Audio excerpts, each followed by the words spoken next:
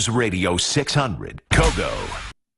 All right, I'm really busy phubbing you right now, so I don't have time to do an interview. She really is. I am. Yeah. Oh, look at that. It's my Facebook feed. That's really cool. Studies are beginning to prove what we already know. Smartphone obsession is a relationship killer. Baylor University surveyed 453 U.S. adults to examine the relational effects of phubbing, which is partner phone snubbing. And you've seen it happen. Oh, You've been to yeah. restaurants where two people are sitting at a table and they aren't looking anywhere near each other. No. They're both looking at their phone. Donna Arp Weitzman is the author of Sex and the Siren and a dating analyst. Donna, phubbing is where you're both at the table, as we were just saying. You're Facebooking, you're on Twitter, whatever, right? Right. So, Yeah, good morning. Good morning. So why do we do this? Well, we do it because we're addicted to our phones.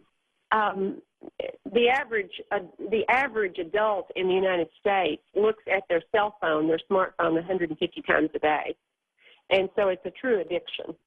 And that's why we do it. And we also do it because it's much easier than leading a conversation or having a conversation, especially if there's any tension between the two people. Oh, so like if you're having a little bit of a tiff or a fight or something, you just ignore each other and then it just kind of goes away. Well, it actually gets worse because, of course, phubbing the phrase has been coined now for about 5 years. And as you said, LaDonna, it's rejecting the other person, basically ignoring them so that they can check their smartphone or be involved with their smartphone.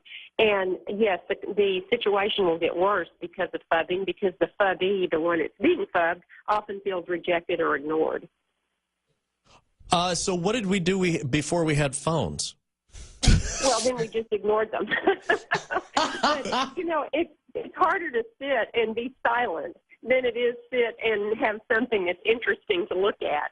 So I like to compare it like in the past, maybe it'd be like the other partner pulling out a book and starting to read War and Peace while you're sitting there looking at them. So it's kind of the same feeling. It leads to depression. It leads to rejection.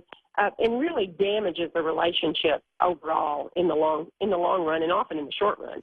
All right, so if we are constantly phubbing each other and we're over phubbers, how do we fix it? Well, number one, we have to admit the obsession. We have to admit our addiction. And then it's really important for a couple to talk about it.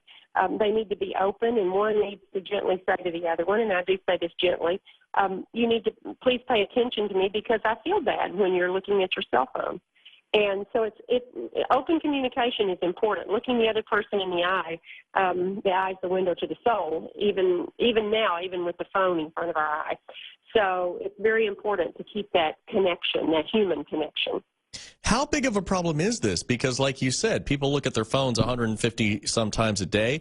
This survey says that 71% of Americans take their phones to bed with them. Yes, and about 50%, nearing 50% now, partners and marriages and relationships phub at a table or at home. So it's becoming more and more and getting worse and worse, and leading to lots of, now it's number 4 in the reasons for divorce. It used to be money, sex, and kids were the top 3, and that was really the only big 3, and today it's money, sex, kids, and smartphones. Whoa. Whoa. That is really, really mind-boggling. Serious. Yes.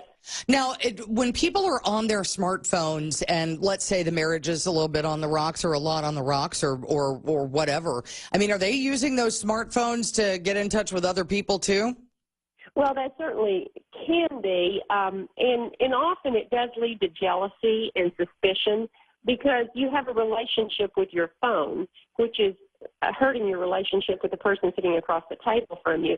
And the phubbee, the person being phubbed, doesn't really know what kind of, you could be looking at dating sites, you could be looking at Tinder, you could, it's really a secretive relationship between you and your phone. All right, very interesting, Donna. Thank you. Donna Arp Weitzman, who's the author of Sex and the Siren, and she's also a dating analyst with the message, just stop the phubbing. Yeah, you know what? We're not talking to each other enough, and we're not saying important things to each other. I'm sorry, what? What the White House is saying about wiretapping allegations, that's coming up at 7-Eleven. Stories trending in San Diego. I've been phubbed. You have been phubbed. I have.